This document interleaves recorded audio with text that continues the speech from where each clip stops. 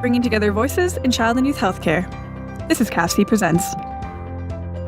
C.C.R.P would like to thank the following member organizations for their generous support of our knowledge translation activities: the IWK Health Centre, the Children's Health Foundation of London, McMaster Children's Hospital Foundation, the Children's Hospital of Eastern Ontario Research Institute, the Children's Hospital Foundation of Manitoba, the Montreal Children's Hospital Foundation, the Holland Bloorview Children's Rehabilitation Hospital Foundation, the Children's Hospital Foundation of Saskatchewan, and Trillium Health Partners. We would also like to thank the following Keystone and program partners for their ongoing contributions that support all of C.C.R.P's programs and activities. If you have any questions or comments for our panelists, please type them into the question box at any time during the presentation. You can also share your thoughts and questions on Twitter by tagging @C.C.R.P tweets and using the hashtag C.C.R.P Presents.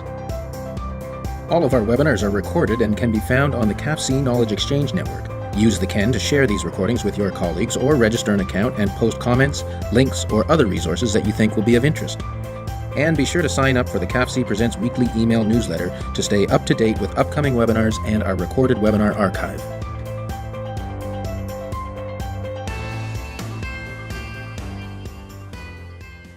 Hello, everyone, and welcome to today's episode of C.C.R.P Presents. I'm Doug Maynard, the Associate Director at C.C.R.P, the Canadian Association of Pediatric Health Centres.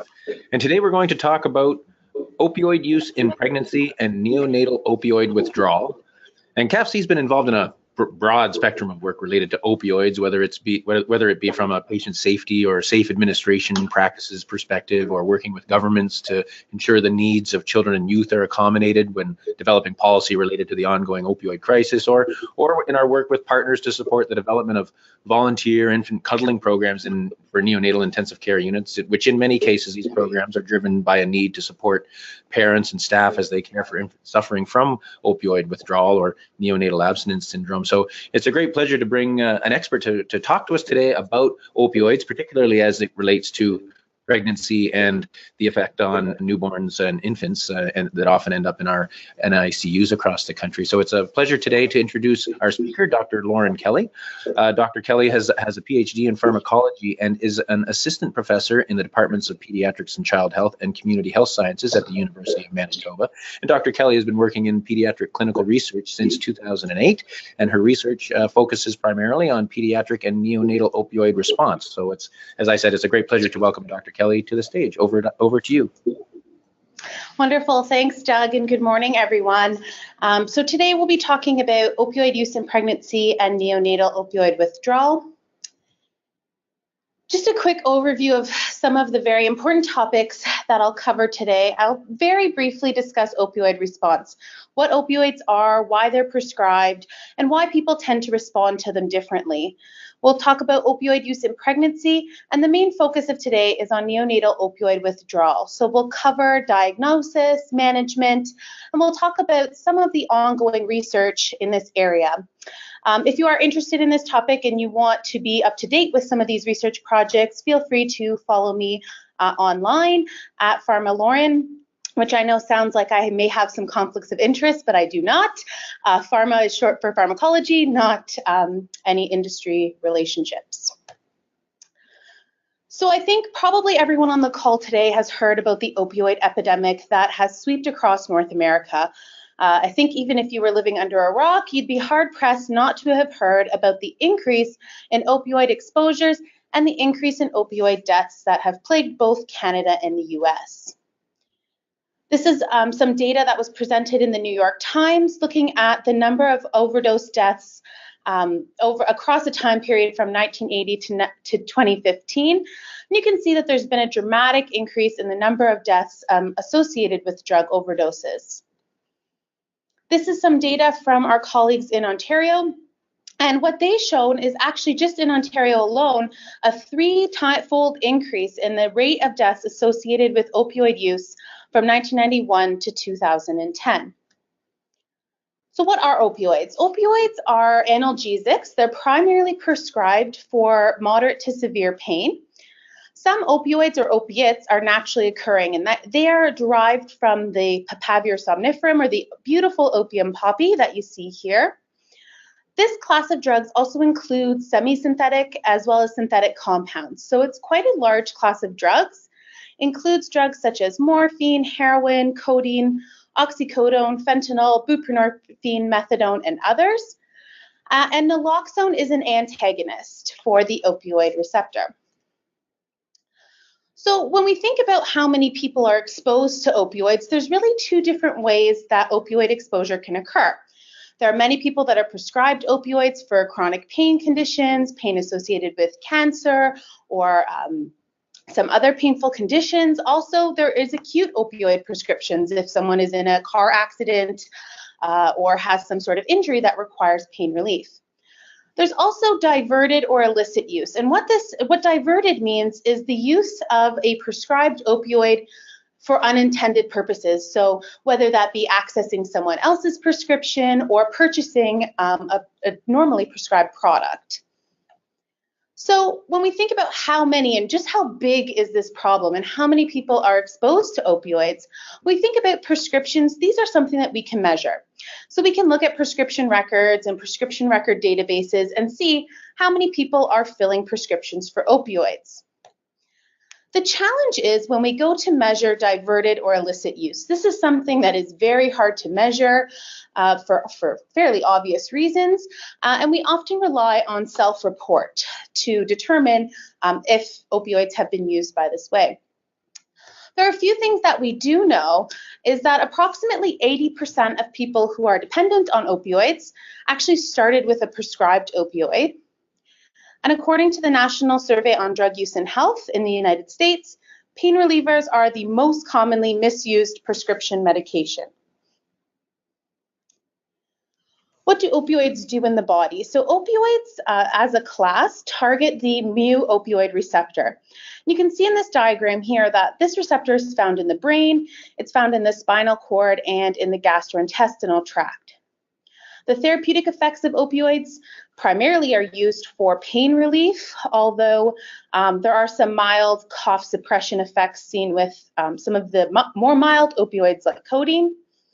And there are a wide range of adverse effects. So the adverse effects of opioids range from sedation, pupil constriction, reduced GI motility or constipation, euphoria, and respiratory depression. And the latest numbers that I have come across my desk are that about 5 to 10% of people who are exposed to opioids will develop dependence. So with so many side effects and so many severe adverse reactions, a question I often get asked and often ask myself is, why do we use these drugs anyway? And the simple answer is that we just don't have a lot of options. So this was a list that was created by Dr. David Yearlink, and he presented this during the Opioid Wisely talk a few months ago. And I think it's important to remember that we really don't have a lot of options for chronic pain.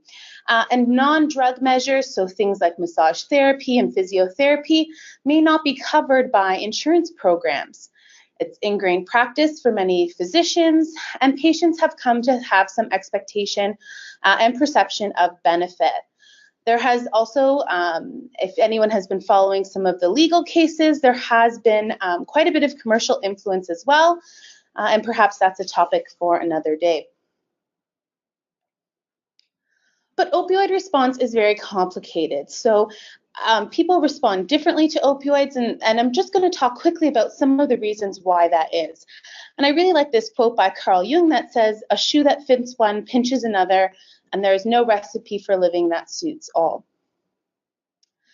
The pharmacologist in me couldn't resist putting a little bit of pharmacology talk in there, but I'll keep it brief. So the way that our body handles opioids is not the same. So oral bioavailability, which is essentially how much of a drug our body absorbs into the bloodstream, varies. So a drug like morphine, if we were to give 100 milligrams, only 40 milligrams would actually make its way into the bloodstream. Versus a drug like methadone, if we gave 100 milligrams, 85 milligrams would make its way into the bloodstream. And this happens because of different rates of absorption in the gut, as well as metabolism in the liver. The half-life varies, and half-life is what we use to measure drug clearance, or how fast the body is getting rid of the parent compounds. A drug like morphine is cleared relatively quickly, whereas methadone has a half-life ranging up to 60 hours. And you can see that 8 to 60 hours is also quite variable in terms of how fast individuals will clear a drug like methadone. The actual activity at the opioid receptor also varies. So fentanyl is a very extremely potent opioid compared to something like codeine, which is relatively weak in terms of activity at the opioid receptor. They also move through the body very differently. So lipophilicity is really a measure of how well a drug will pass through our biological membranes. And a drug like heroin actually passes through our blood-brain barrier faster than morphine. And even though heroin is really just a modified version of morphine with 2 extra acetyl groups, it actually will pass through, and that's why it has a faster onset of activity. Also, if we inject a drug versus taking it by mouth, it enters into the bloodstream in a much higher amount and much more quickly, making heroin 3 times more potent than morphine. There are also clinical and demographic variables that affect how an individual will respond to opioids. This includes age, so we know that preterm infants don't have some of the enzymes that are responsible for breaking down opioids. Alcohol, so 1 in 5 opioid deaths involves alcohol, and that's data that comes out of Ontario. Pregnancy and breastfeeding, and we'll talk a bit about pregnancy and breastfeeding in a few slides.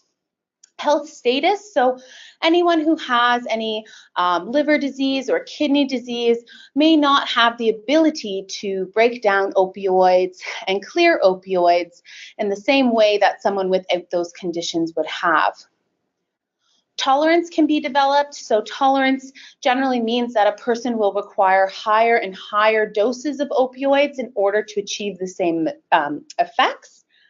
And co-administered drugs. So we have been seeing, especially when it comes to the neonatal opioid withdrawal, and this is true for opioid toxicity in general, that if you are taking another drug that also can cause respiratory depression, and some of the examples here are the benzodiazepines, gabapentin, and the SSRIs, you're actually at an increased risk for sedation.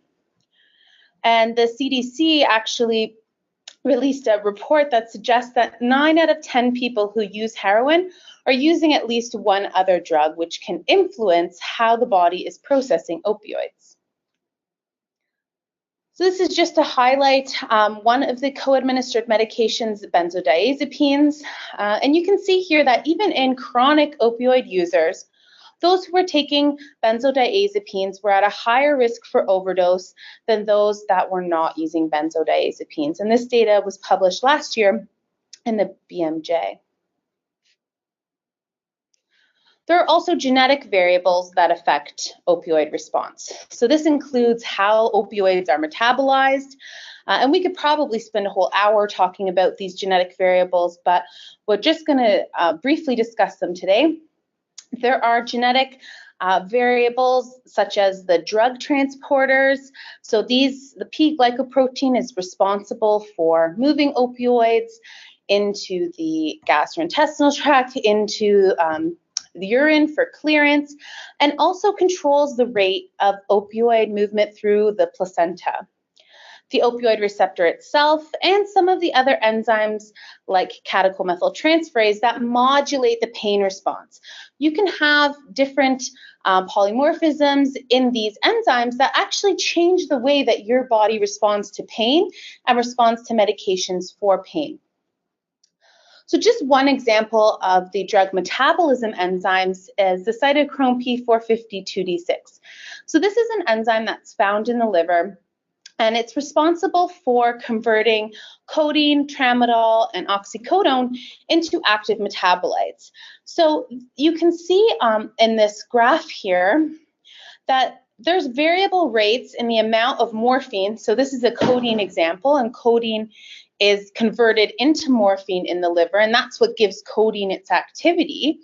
You can see that if you're a poor metabolizer, you don't have any activity in this enzyme. So you're not actually going to produce any morphine. So a lot of times there are patients that take codeine in the form of maybe a Tylenol 3 tablet, and they say, well, this doesn't work for me. And that's because codeine itself isn't what's going to relieve the pain. You're really relying on that conversion to morphine. And on the other side of the spectrum, we have these ultra-rapid metabolizers, or UMs, that produce much more morphine than would be expected in the wild type or the average person.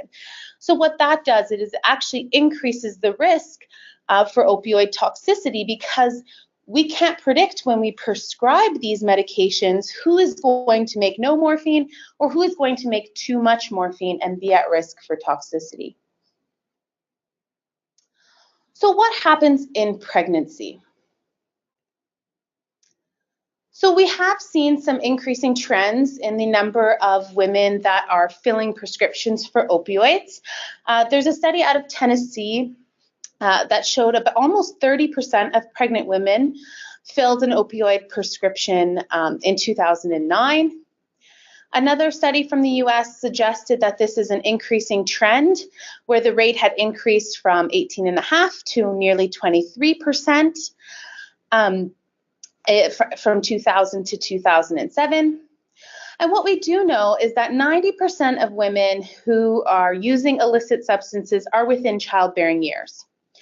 But we don't actually know how many pregnant women are illicit or diverted opioid users. So again, we can look at prescription records, we can track pregnancy prescriptions that way, but when it comes to diverted or illicit use, this is really something that is unknown. But what we do know is that pregnancy is a very emotional time, and it often motivates women to seek treatment for substance misuse. It is strongly recommended that women do not discontinue opioids in pregnancy, and this is because of the very severe withdrawal syndromes, which are associated with a very high stress level and negative effects on the fetus. It is widely recommended that these women be offered comprehensive care, including obstetrical support, opioid replacement therapy, counseling, and support from the community. So this new National Clinical Practice Guideline is hot off the press. It was released in March by the Canadian Research Initiative in Substance Misuse, or the CRISM group. And I won't read through all of this, but essentially for pregnancy, they recommend, again, not going cold turkey, but providing opioid replacement therapy in the form of either methadone and some research suggesting that buprenorphine may also be effective in pregnancy. So opioid substitution therapy, replacement therapy, agonist therapy, these all essentially mean the same thing, that we are going to provide a different opioid that has slightly less euphoric effects. So this comes from the National Clinical Practice Guideline, and I really like that they did sort of a comparison of methadone versus Suboxone, which is a combination of buprenorphine and naloxone. So buprenorphine is an agonist, so it acts on the opioid receptor, but also the combination with naloxone actually kicks off some of the existing opioid off the receptor. So some of the advantages of methadone has been used for many years in pregnancy. It's associated with better retention to treatment programs, especially if the individual has been using high doses of opioids for a particularly long time, and there's no maximum dose.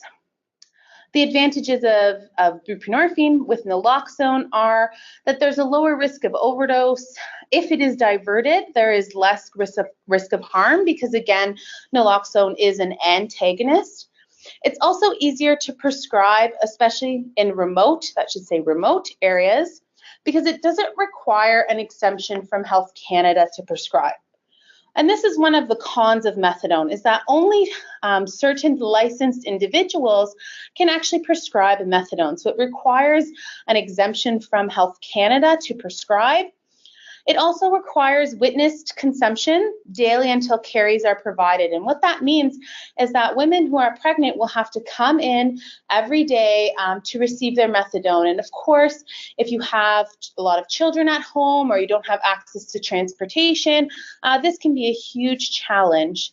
There are also drug-drug interactions associated with methadone, and there is a rare risk for cardiac arrhythmia. In terms of buprenorphine and naloxone, some of the cons are particularly associated with the naloxone component. So because naloxone kicks the opioids off the receptor, it can actually precipitate withdrawal. So I know that here in Manitoba, primarily this would only be used in pregnancy if a woman presented and was already in withdrawal. So in general, if a woman is maintained on opioids, you wouldn't want them to necessarily precipitate that withdrawal. It's also associated with less retention in programs, particularly if an individual has been using opioids with higher intensity, so a higher dose for a longer period of time. So these guidelines are, these national guidelines are available through the CMAJ journal, and again, they were published in March of 2018.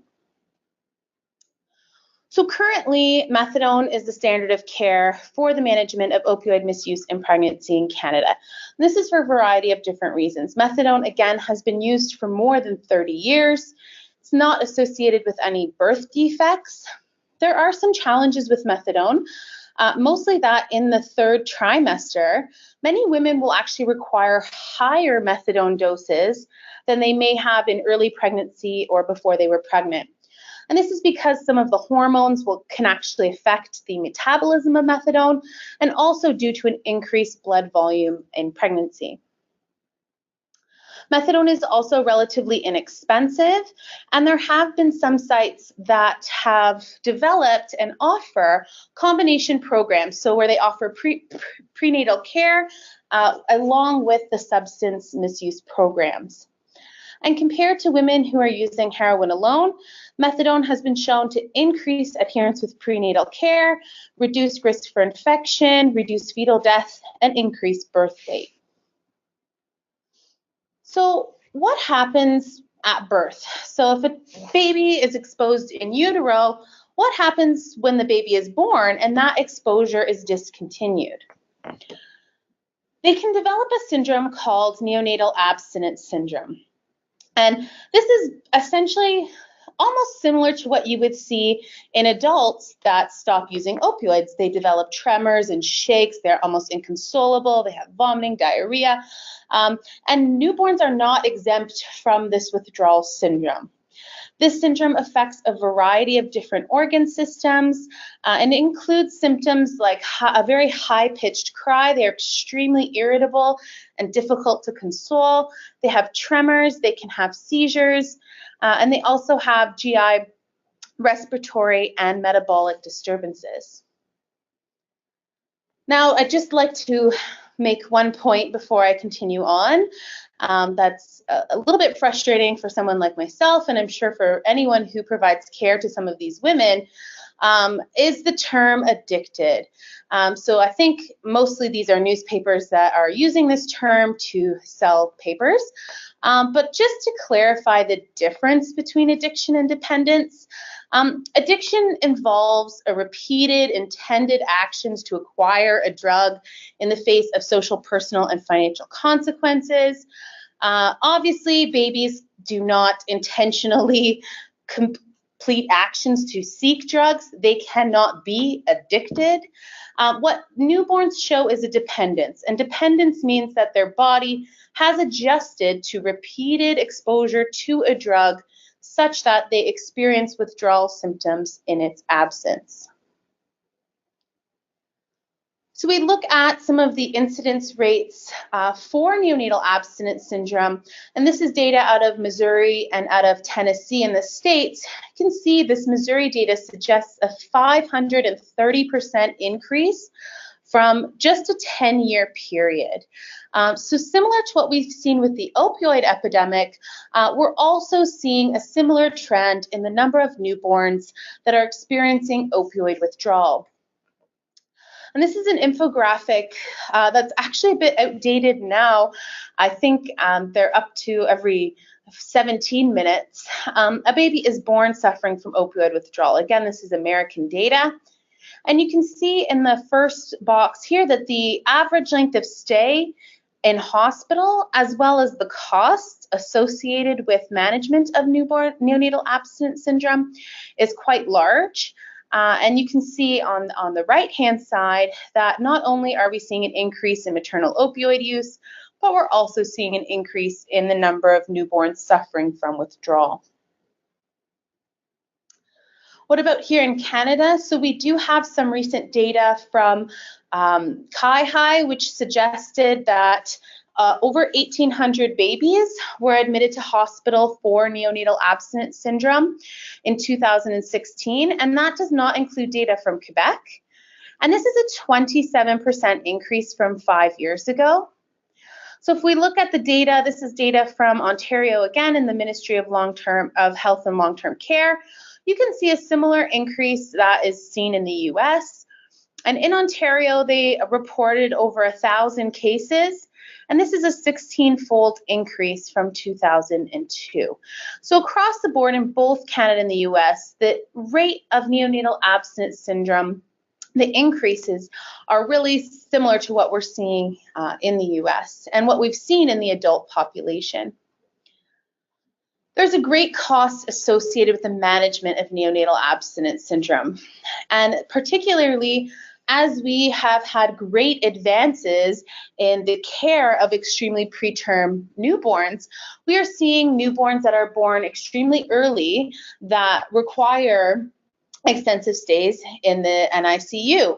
And this means that our resources are extremely scarce. And some of our Canadian sites, particularly the smaller sites that may only have access to 10 NICU beds, report up to 40% of their beds are being used by newborns with neonatal abstinence syndrome. The cost associated with NAS is about $13,000. And this doesn't include any of the potential long-term developmental or psychological problems or social services or healthcare costs for these infants. So neonatal opioid withdrawal is diagnosed using screening tools. So essentially these are checklists, and I'll show you what those look like in a second. However, there's quite a few of them that have been developed, and they're not necessarily used consistently across different treatment centers and across different research studies. And this creates a huge challenge for researchers like myself when we go to compare and combine studies. If they're not diagnosing neonatal opioid withdrawal the same way, we can't necessarily be sure that we're looking at the same population. These scoring systems also derive treatment or pharmacotherapy for withdrawal. And in Canada, a version of the Finnegan Neonatal Abstinence Syndrome scoring system is most commonly used.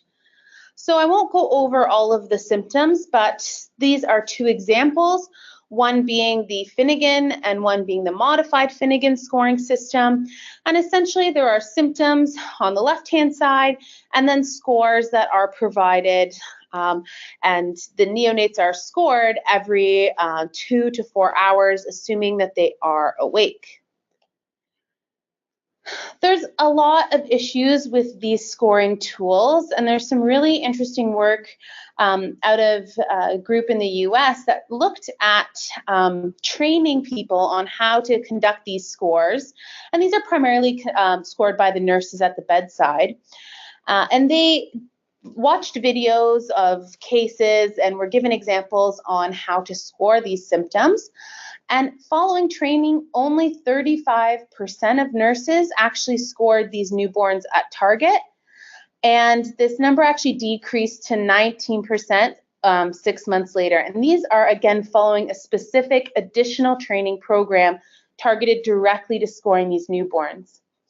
So these diagnosis tools have been shown across multiple studies to have poor reliability and inter-rater variability. And you can see why. If you look at some of the items, one of them is a high-pitched cry.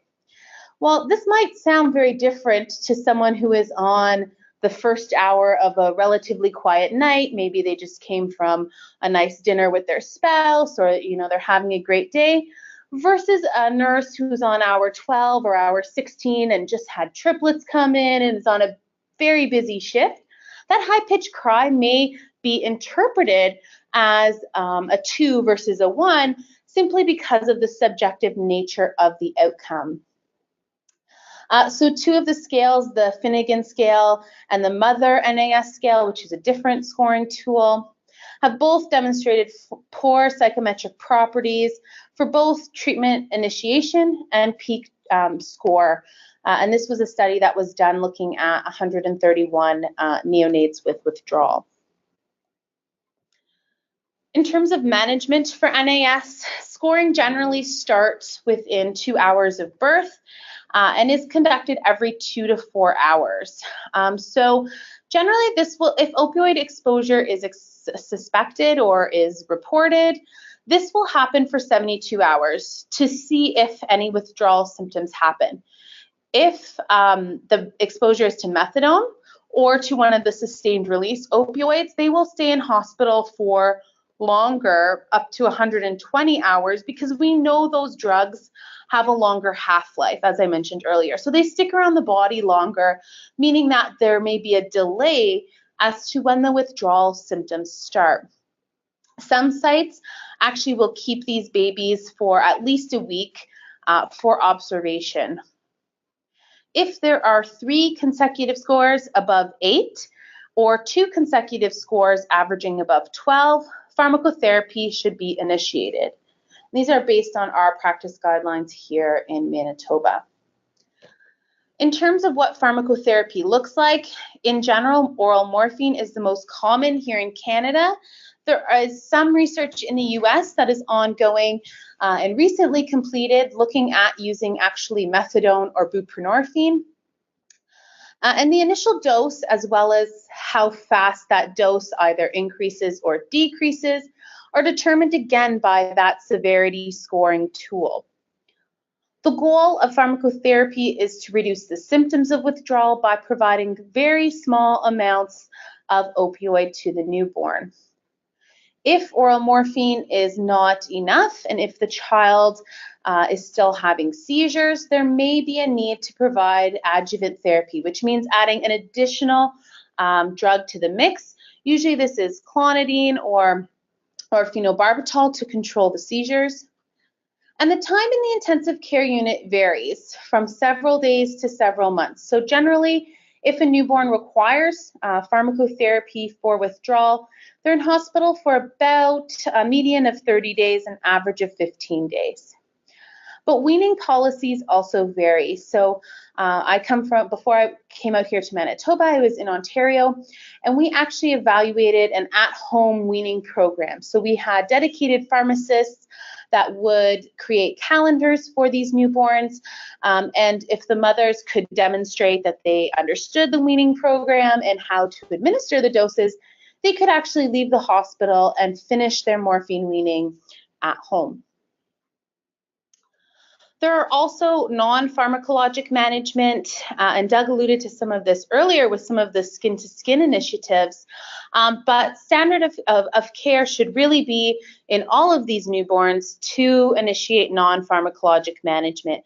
That includes swaddling, it includes reducing stimulation, so keeping the noises down, keeping the lights dim, rooming in, so it's always best to keep the moms with the babies, skin-to-skin care, and breastfeeding. So breastfeeding has been shown, it's one of the consistent variables across all studies in terms of reducing the need for treatment for opioid withdrawal. And this is not only due to some of the bonding benefits related to breastfeeding, but also because breast milk contains a very small amount of opioid that can actually slowly wean the baby by providing that small amount in breast milk.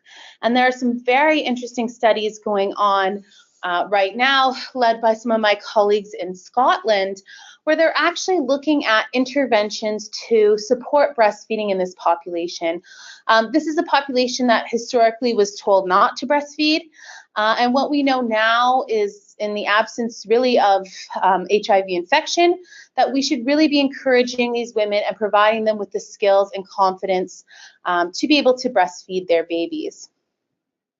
The challenges with some of these non-pharmacologic management strategies are that some centers are simply not resourced for rooming in. So some of the NICUs are still ward style, and this means chaos. It means that there are lots of people coming in and out, lots of noise, and this is simply due to how they were designed. And again, not all women are able to breastfeed, and breastfeeding is contraindicated if there is an infection present. Just to quickly highlight, this came out a couple weeks ago, and it was a systematic review and meta-analysis looking at rooming in. And this is really exciting for us here in Winnipeg because we are building a new women's and children's hospital that will allow rooming in for all of our NICU moms. So this meta-analysis was of 550 babies across 6 different studies.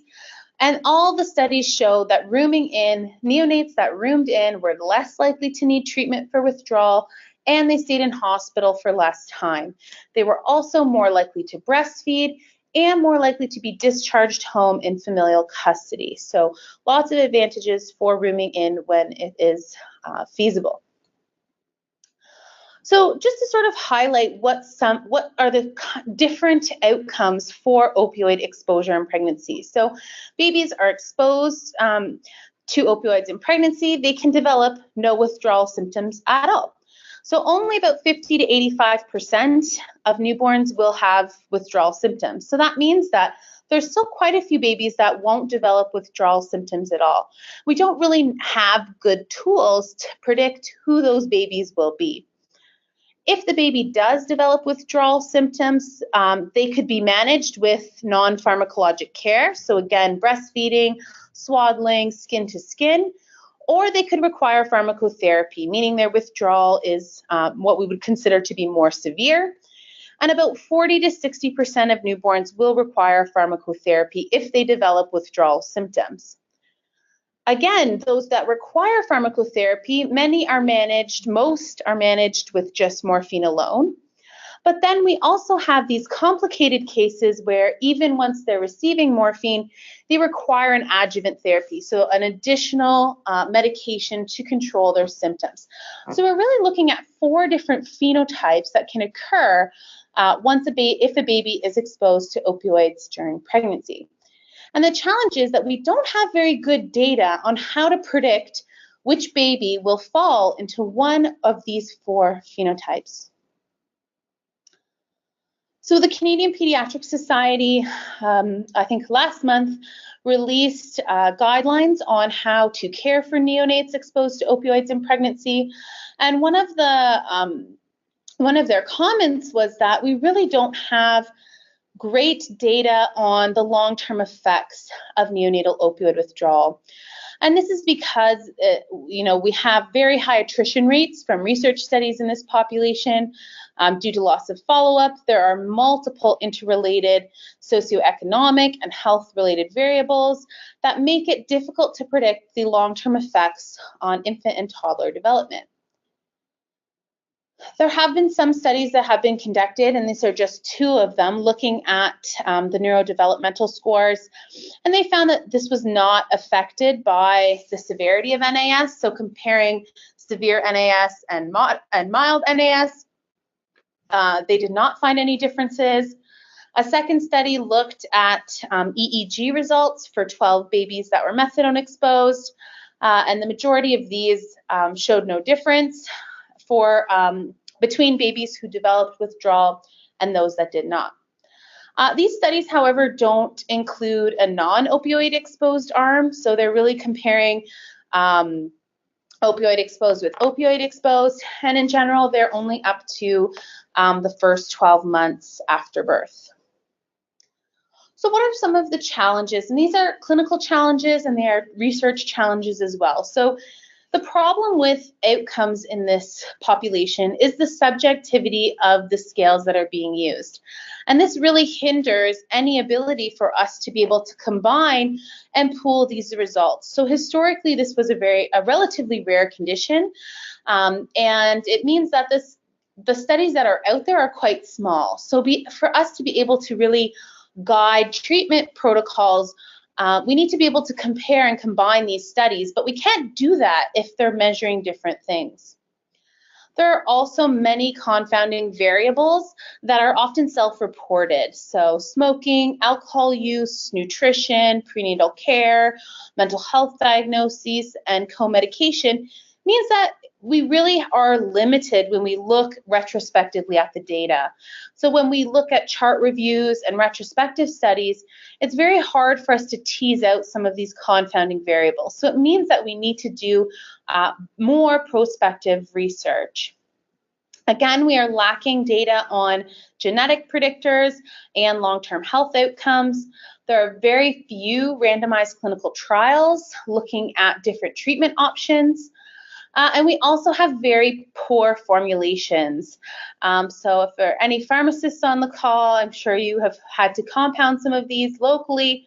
But morphine has, again, it's such a small dose that this is compounded locally.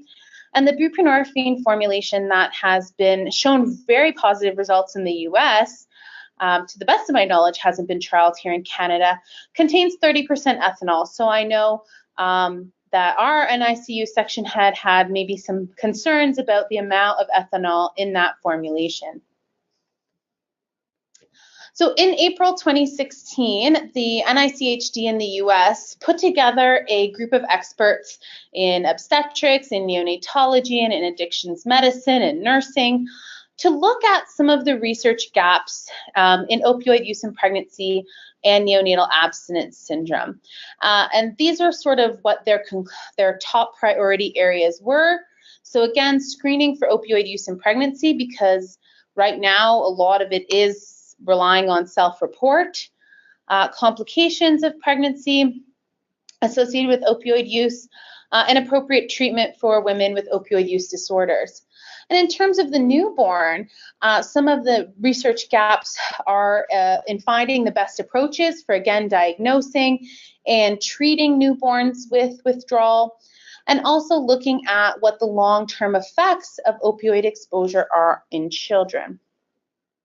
So, excuse me, I'd just like to talk a little bit about some of the research that's ongoing here in Canada to address some of these knowledge gaps and to really try, and this first project is all about outcomes in neonatal abstinence syndrome. So what we are establishing is a core outcome set. And what a core outcome set is, essentially it's based on evidence from the literature as well as interviews with parents and families as to what outcomes are most important for them when it comes to opioid withdrawal. So this would be a minimum set of outcomes that should be measured across all studies in neonatal abstinence syndrome. So each study really should choose a primary outcome dependent on what their research question is, but they should include these. We're hoping to restrict it to about 5 different outcomes, perhaps as secondary outcomes, so that when we go to pool the data and compare the studies, everyone has at least a few outcomes that we can compare. So what we've done so far is we've actually reviewed the literature. So we found 54 studies of both pharmacologic and non-pharmacologic management for neonatal abstinence syndrome. And you can see these are just the outcomes that were reported in more than one study. So there were actually, I think we're at 53 different outcomes right now. And we've also completed the first round of Adelphi. So Adelphi is basically a consensus process, and this was open to all of the authors that we identified when we were systematically reviewing the literature. So you can see at the bottom that the most commonly reported outcomes are, of course, the severity score, the duration of treatment for NAS, as well as the length of stay in hospital. So where we are with this project right now, we are currently conducting interviews with some of our family members here in our ward, as well as in some of the other wards of our collaborators. And then these outcomes will all undergo prioritization. So the second round of the Delphi will be basically starting with a list of, I think we're up to 54 outcomes now, and prioritizing them based on what is most important in terms of determining treatment and success of treatment for these newborns. So more to come on this initiative. I just wanted to highlight that length of stay is the most commonly reported outcome in the literature. And I think this is for a few reasons, mainly that it's easy to extract from hospital records, and it's also commonly used to estimate the cost associated with the condition. But there are some problems from a research perspective with this outcome. And there are site-dependent policies on when babies are discharged. So there are different policies again. So I come from Ontario, where we had an at-home weaning program at one of our hospitals. Not all hospitals have at-home weaning programs. I would say most do not. Here in Winnipeg, we do not have at-home weaning programs. So our babies stay in hospital until they are completely off morphine. And this makes it challenging to compare cross studies because you don't know if these are actually children with less severe withdrawal or if it's based on an institutional policy. There are lots of other factors that influence length of stay. So if this is a newborn or a family that's waiting maybe on a consult from social work, or if they simply don't have a car seat in place and there's a winter storm and someone's working, they can stay in hospital for another day or two, and that may not necessarily be related to the actual withdrawal syndrome. Even counting days can be variable. So are we counting days that they are in the hospital or just days that they are in the intensive care unit? Are we looking at midnight to midnight, or are we just counting calendar days? So I do have some challenges with this outcome, but again, it is something that is easy to extract. So you will see this as usually a primary outcome in most retrospective studies, and it's useful for cost estimates. So one of the other projects that I'm involved with here in Manitoba is looking at some of the long-term outcomes for neonates that are exposed to opioids. And this is a collaboration between the Children's Hospital Research Institute of Manitoba, where I'm based, with the Manitoba Centre for Health Policy and the Vaccine and Drug Evaluation Centre. And we're looking to compare health outcomes for 4 different groups. So neonates that are diagnosed and are treated for withdrawal, neonates that are diagnosed but are not pharmacologically managed, neonates that are exposed to prescription opioids, so where the mother has filled a prescription for opioids, but they do not have a diagnosis. And all of the babies will be matched to 2 controls which do not have opioid exposure. So these will be matched based on a variety of characteristics, so maternal age, gestational age, their income quartile, where they live, their birth weight, gender, etc. And just the last research area to talk about, and I think this is really hopefully a call to action for some of the Canadian researchers, are clinical trials. And if you look at clinicaltrials.gov, which is a registry of ongoing and completed clinical trials, there's only one listed in Canada, which has been completed and was an acupuncture study out of BC. And if you search for neonatal opioid withdrawal, you get nothing. But if we look at the US, they have 31 different studies that are ongoing for neonatal abstinence syndrome, and this is current. So globally, there are clinical trials both looking at pharmacologic treatment and non-pharmacologic treatment for neonatal abstinence syndrome. And in Canada and the US, we have among the highest rate of opioid use in the world. And we also have a very unique and diverse population. So I really feel that there's nothing that is preventing us from doing this research. and that we really must do this research in order to be able to do better for these babies and their families.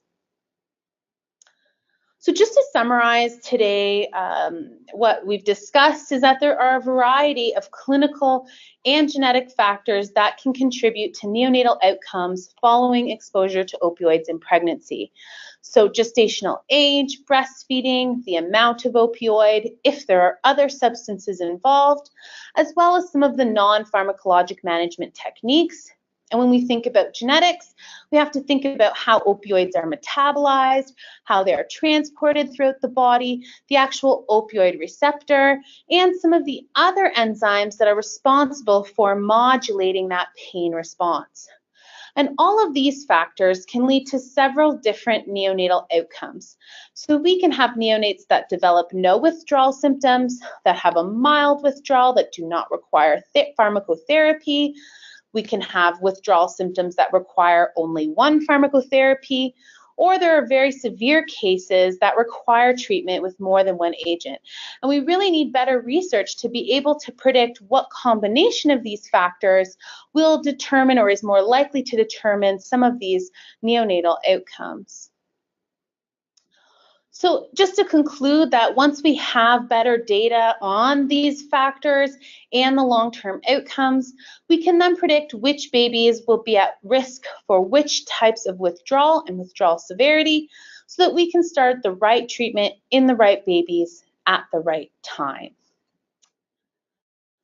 So that concludes what I would like to say today, and I think we have about 8 minutes or so for questions. If you have a burning question after this talk or interested in the area, or you have a site that may want to participate in some of these research initiatives, please contact me. My email and my Twitter are listed here. And that concludes my presentation for today. All right. Thank you very much. That was a fantastic presentation. I mean, you really covered the gambit of issues that are related to this area. So that was really fantastic. So we do have a number of questions already in the hopper, as Lauren said. Please, if you do have a question, type it in. We have about 8 minutes. Some of these questions, just warn you, are sort of based on issues that you raised and are sort of getting more into the clinical areas that may or may not be areas that you're comfortable answering questions on related to breastfeeding and other things like that. So I'll certainly leave it up to you as to whether you're comfortable answering the questions, but I'll certainly give you an opportunity to decline if you feel you need to. So just to warn you. The first question that came in was when you were talking about the NAS scoring tools, the Finnegan score, the Finnegan tool and the modified Finnegan. And the question was just related to when would you use the modified versus the regular? I mean, you didn't talk very positively about either of those scores. So maybe we could start with just your opinion on using those scores in general. I saw one of the outcomes that you listed in the study that you mentioned at the end was an NAS score. So I was just curious as to which one you used for that study and sort of your opinion on the Finnegan score and to answer the audience question, when would you use the modified score? Sure. So basically, the Finnegan score was the first one that was developed by Loretta Finnegan back in the 70s. And these are site policies. So these are screening tools that are implemented dependent based on the section head in the NICU that you're working in. So the reason why there are so many different tools is because what some groups have done, so if you look at the modified Finnegan score, they tried to remove some of the more subjective outcomes and try to, in an effort to make the scoring more objective. When we did our systematic literature review, that NAS score includes all different methods of scoring tools. So that is really any study that reported a severity score using any different tools. I think there were about 6 different scoring tools that we included there. So that's just to represent actually looking at that outcome, not necessarily the measurement of that outcome. And a question just came in about the ESC tool or method of scoring. Do you have any thoughts on that? ESC, I'm not familiar with that tool. All right. Unfortunately, sorry. All right. The next question that came in was when you were talking about sort of the intervention of using morphine to support withdrawal, et cetera.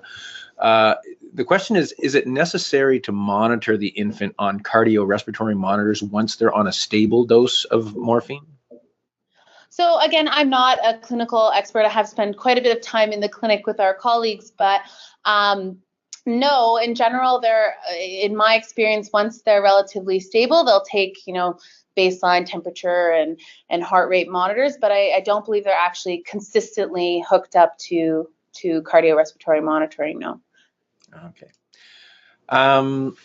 The next question was related to the breastfeeding, and they're wondering if there's any guidelines that you're aware of or information regarding breastfeeding with mothers with polydrug use.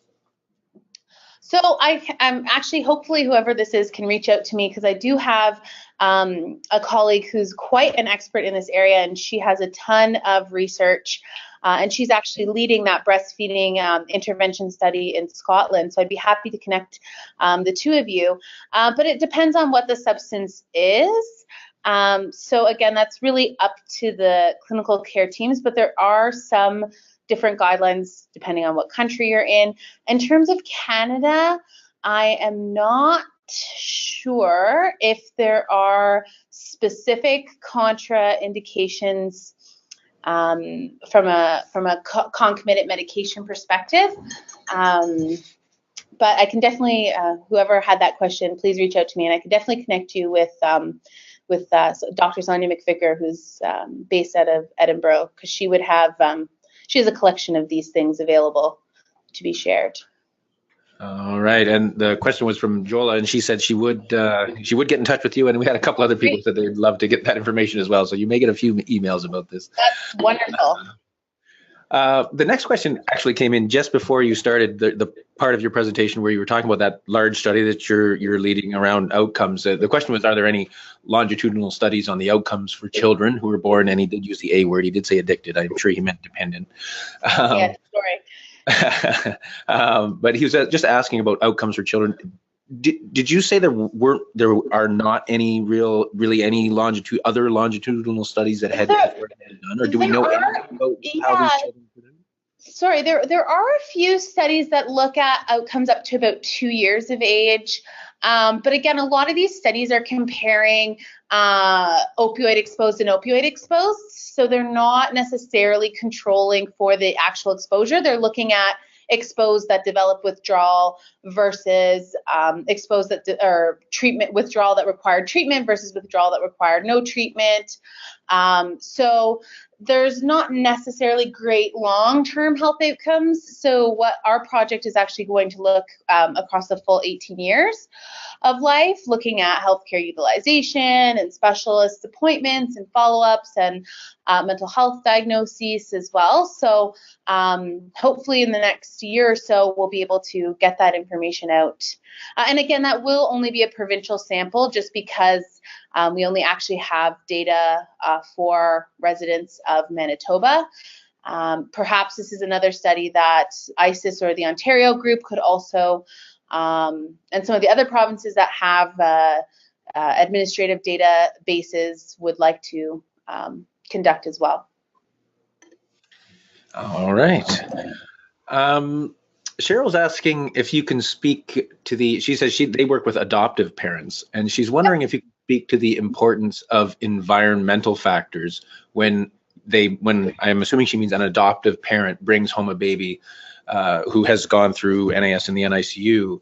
When they come home, is there anything you can speak to about the environmental factors of the home that they bring the baby into that would support the weaning?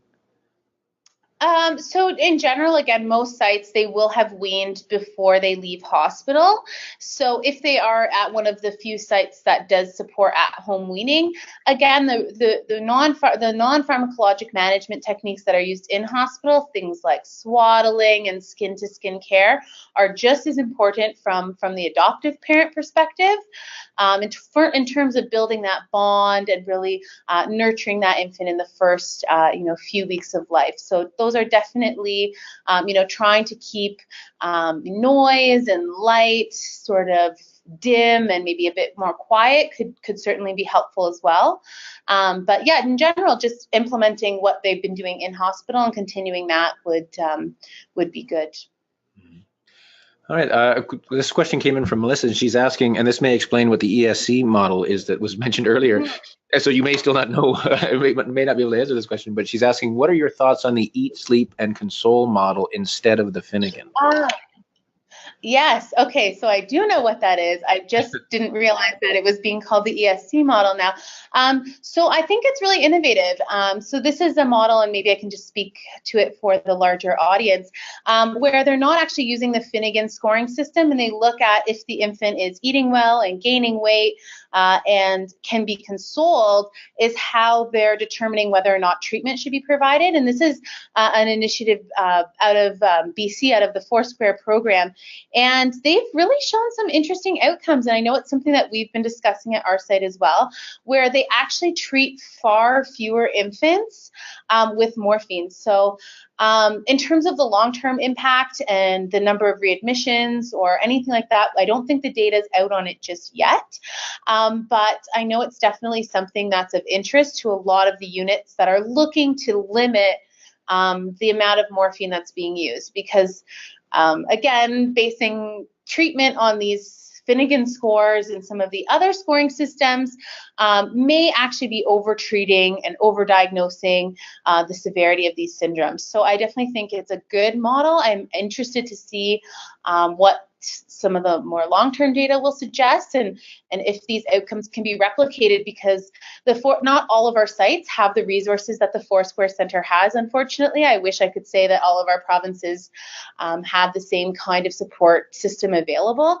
So it'll be interesting to see if this model can be replicated outside of such a designed environment. So that Foursquare in BC is a treatment center that is specifically designed for mothers that are pregnant with opioid misuse disorder. So neonates are delivered there, and they're allowed to room in for as long as they need. So no, it's definitely something that will be interesting to follow moving forward. All right. A comment came in. Someone believes that BC is looking at using the ESC tool on a provincial level, like across the province. So. Oh, that'd be great. Great to see how that translates to some of the other sites. Yeah.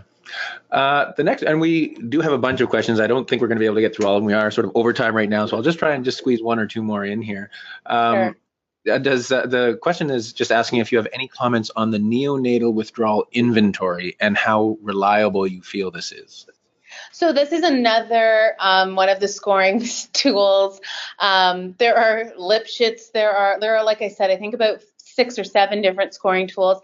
I don't personally have a preference. Again, I'm not a clinician, so I'm not the person that does the scoring, nor am I the person that does the treatment. But coming at it from a research perspective, I don't see it used as frequently. And so as much as it's a challenge and it's very subjective, we tend to look at something like Finnegan or the Mother Scale simply because there's more reports of studies using them. Now, this could also be self-selected by the sites that are conducting research studies. So in terms of the neonatal withdrawal inventory, I really haven't seen it used in research as frequently as some of the other scoring tools. So I can't really comment on some of the challenges with that particular tool. All right. So just one or two more questions here. Joan is saying that they recently had 2 moms at their center whose babies developed symptoms after 5 days. Can you comment on that? Is that something that that sort of delayed symptom? Is that? Yeah, it's actually not unheard of. So again, we keep our neonates in hospital for 7 days just because we have had cases where, after 3 days, a baby has gone home. And what's really important is that the parents are educated on what to look for so that they know if they do go home, say at 3 or 4 days, they know what to look for when to come back to hospital. But ideally, again, some of the monitoring, even if they don't develop withdrawal symptoms, they still stay for a week just for monitoring here. And that's because some of the sustained release, so if it's like oxycodone sustained release or methadone, they stay in the body for a really long time. So the babies clear these drugs very slowly.